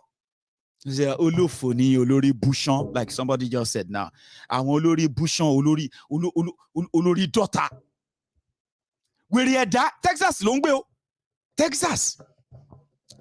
Wèrè wà ní Texas. Tí nothing turn 24/7. Tí omi ti run 24/7. Tí ọ̀nà ti wà okay 24/7. Tí security ti wà 24/7. Tí wèrè lè gan mi ò rò kó ń ṣiṣẹ́. Olórí bú ẹ bóyá òun wò mí ń sìn yẹn mo lè máa wò mí o. Olórí bú ẹ wà ní Texas. Ó ń ṣe big man. Olórí ẹbí. You are doing big man from America. The wèrè is in America. And he's comfortable there. I love my country from Texas. You see, we all need to come together, stop all this thing. We should all come together and make Nigeria better. All these leaders, let us vote them out. Honestly, I mean, for real.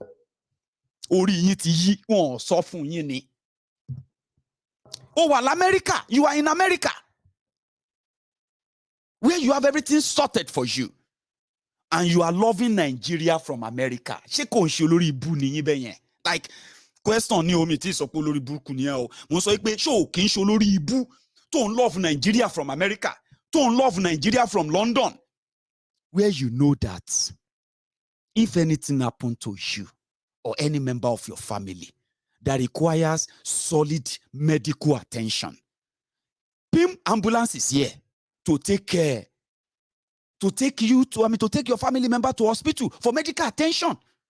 You are not going to go and do Bambi Allah on Facebook and start writing long story. I don't usually do this, but I want to plead with you, my friends, ladies and gentlemen. If you are reading this, please don't stroll, don't pass this without reading or sharing.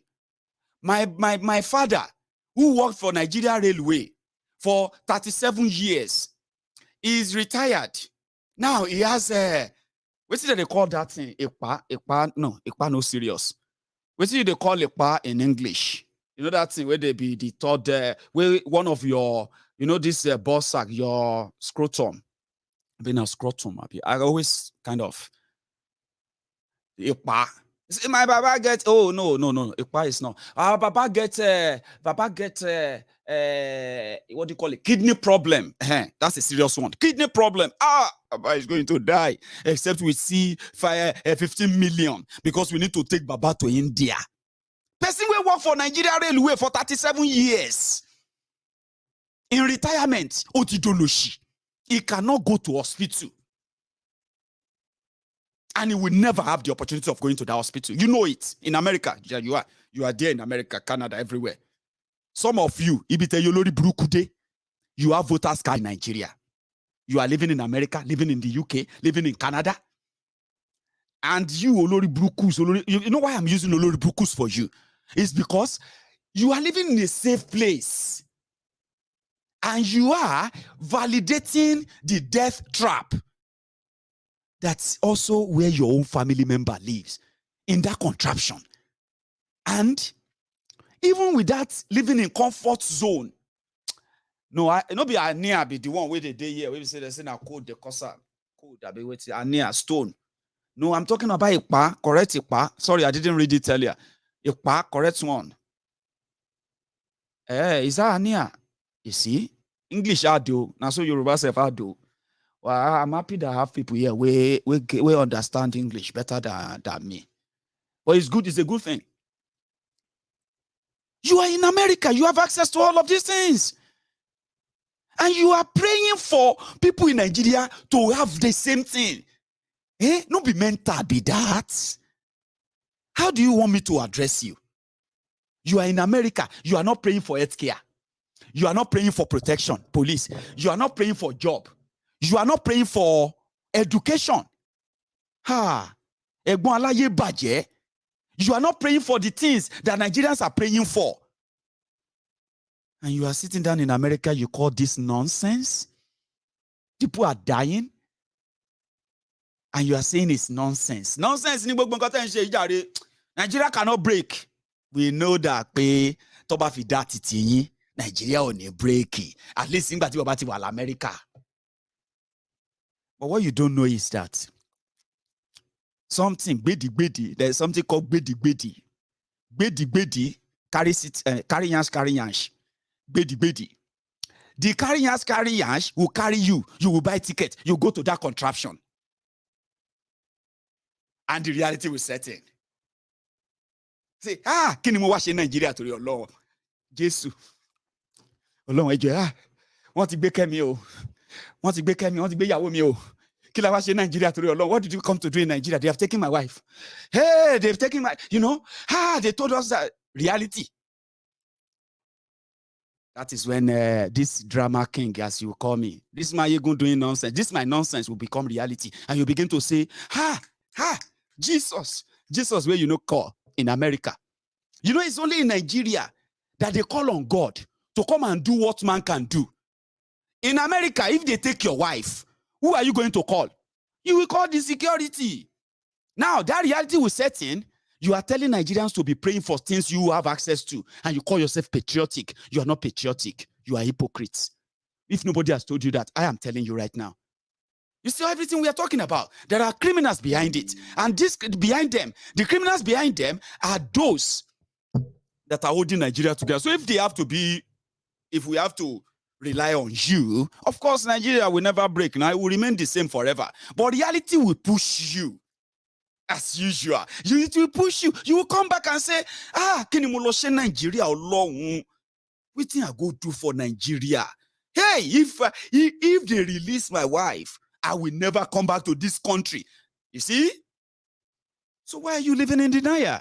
We don't tower quality, we don't bolu waduro, we don't accept say anywhere we belle face now front. Do you understand? Anywhere we belle face now front. And we want to decide where our belly go face. We don't want anybody. They use remote control. They direct us to the slaughterhouse. Nigeria is a slaughterhouse. Agreeing with what it is right now is like agreeing to being led into the slaughterhouse. That's a choice that you should think twice before you continue to agree to it. That you are living in America, living anywhere in the part of the world, does not spare you. No, you're not safe. You are not safe. You are not spared. What Nigeria is becoming is that the terrorism capital of the world, and they are telling you to get used to it. And people like us say, no, get used to waiting. I be willing. Get used to what? Get used to being kidnapped. So that I go just sleep one day. They go say, terrorists don't kidnap 300 school children, Dogbolu. Oh boy. That is what they want you to become. But some of you prefer to live in that alternative world, which is not real. Nigeria is not real. What Nigeria wants you to believe in is not real. And in the process, they are committing heinous crimes. And I want you to know that. I want you to know that. I want you to note it too. And I want you to sing it on the mountain everywhere. Nigeria is killing our own people because they choose not to agree with the current arrangement. How is that a crime? For you to say, I don't want to agree with this jihadist arrangement. So you must never be swayed. You must never be hoodwinked. You must never be manipulated, and you must never allow them to do that to you. Because that's what they do to you all the time. Manipulation of information in order to kind of direct the narrative. And it is a very strong one. It would have been nothing if people are not dying. People are dying, and they are justifying the crime. They want you to talk about election. They want you to talk about this or that. They don't want you to talk about the crime they are committing. I want you to remember the crime they are committing, because that is what we see them to jail. I know so many of you did that. You did this to me now, Abi. You know, do did you do this to me, or you didn't do that? I know you did. When I mentioned the jail, they will go to jail. That's why you have to keep the record and make you not let anybody preach forgiveness, forget and forgive. Now, Robrio, Oyibo colonized us, brutalized us, bullied our ancestors, forced them into slavery, did so many unimaginable things to them. Oyibo can't give us Bible, can't give us Quran. They can't teach us forgiveness. Oyibo can't say, you should learn how to forgive. Jesus forgave all of us. That is why they get problem with religion. No offense, so because I talk about everything. I stop everywhere where my direction take me. You get them? They dehumanized us. They now gave us religion, which many people agree that eventually they led us to God. I appreciate that, your relationship with your God. It is the same concept here, where people are committing crime because they believe they could get away with it. And this crime they are committing is called ethnic cleansing. It is targeted, and people are being slaughtered for it. Don't let anybody teach you forgiveness.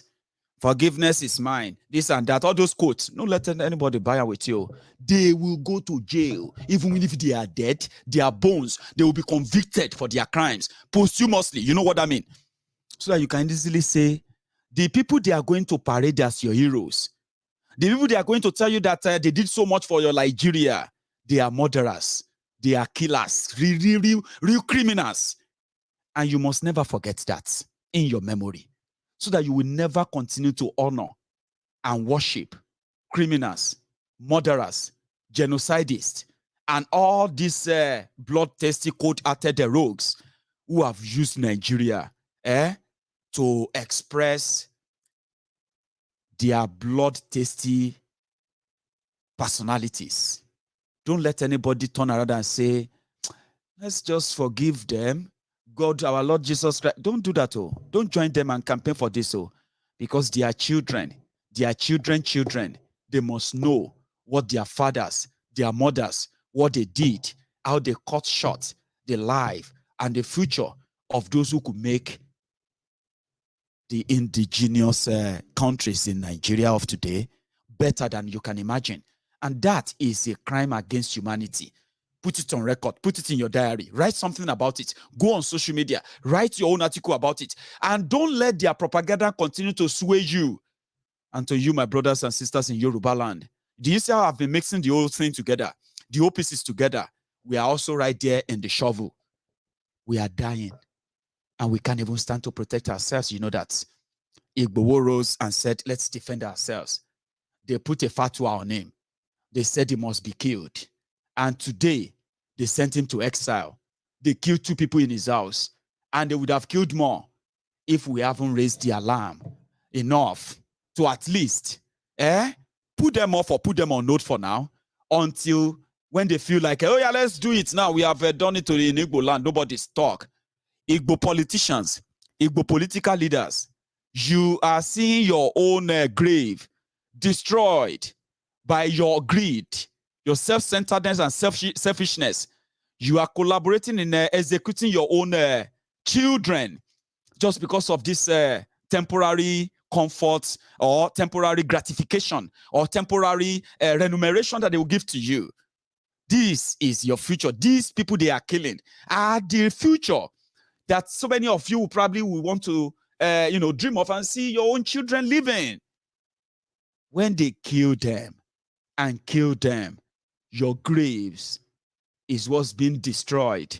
But I bet you, even if you continue to collaborate with them, when the people will push back, they know those who will stand by them, those who stand with them, and those who supported them, those who speak out for them.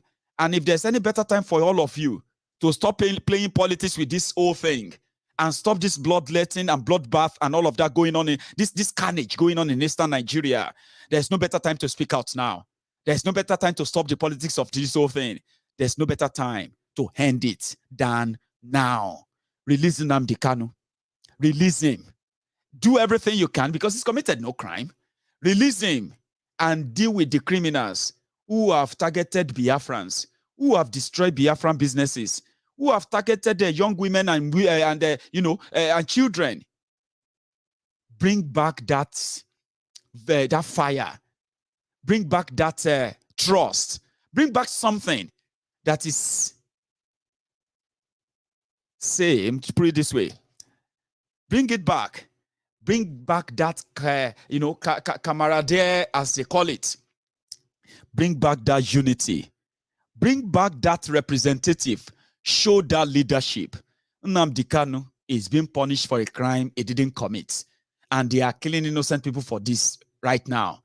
If you don't speak up, when people push back, when people fight back, when their anger and rage begins to consume those who have come for their blood, their anger, their rage will consume you too.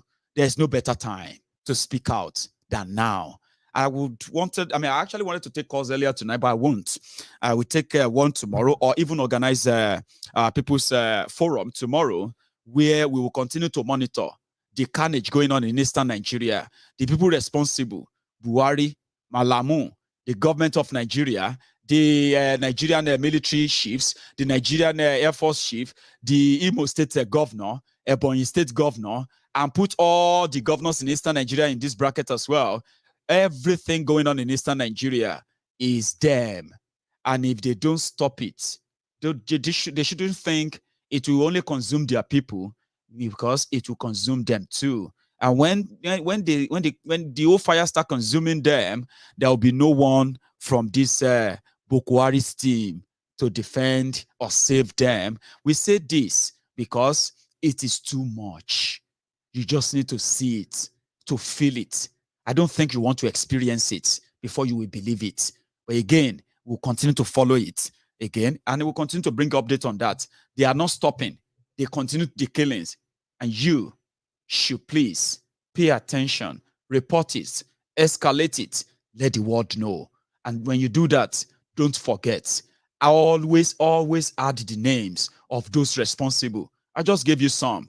Do more researches, say them out, put them in your diary, because they will never go unpunished. The last request is this: release Nnamdi Kanu and stop this carnage. And start the conversation around what? Around this, the marginalization that brought about this whole thing in the first place, right? In my own opinion. Thank you very much, everyone, for your time. I'm going to stop here tonight, and I'm going to see you some other time. If you probably watched with me to this point, you can take your time to still like the video, share it if you haven't, and I'm going to see you again. Good night.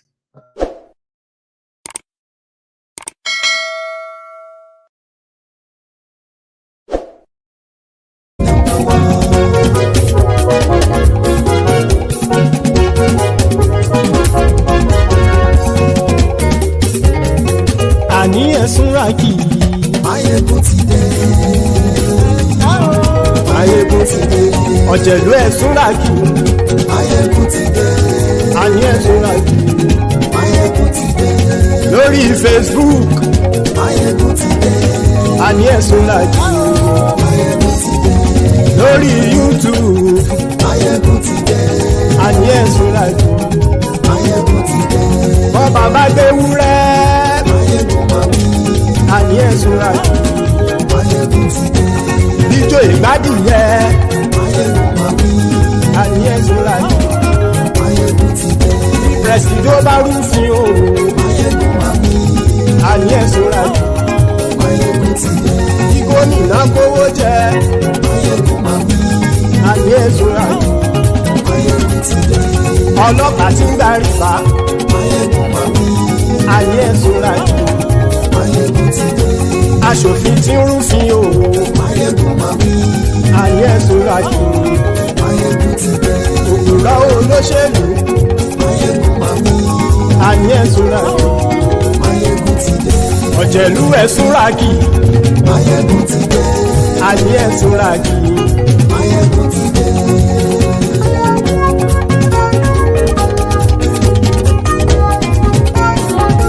Maiyegun ti dé. Gbogbo ọ̀jẹ̀lú ẹ̀sùn ràgì. Maiyegun ti dé. Gbogbo ọ̀jẹ̀lú ẹ̀sùn ràgì. Ṣùgbọ́n ní bá ti ṣe èyí tó yẹ kí wọ́n ṣe, ọmọ bá dèrò ní fi wọ́n níran o. Maiyegun ti dé. Gbogbo ọ̀jẹ̀lú ẹ̀sùn ràgì. Maiyegun ti dé. Gbogbo ọ̀jẹ̀lú ẹ̀sùn ràgì. Ṣùgbọ́n ní bá ti ṣe èyí tó yẹ kí wọ́n ṣe, ọmọ bá dèrò ní fi wọ́n níran. Wọ́n fowó bẹ́ẹ̀ o, Maiyegun ó sọ pé wọ́n ò bẹ́ẹ̀. Wọ́n fowó bẹ́ẹ̀, Maiyegun ó sọ pé wọ́n ò bẹ́ẹ̀. Oníkan ṣáàtì ṣe èyí tó yẹ kí wọ́n ṣe, fáwọn ará ìlú tó gbé wọn débẹ̀ o.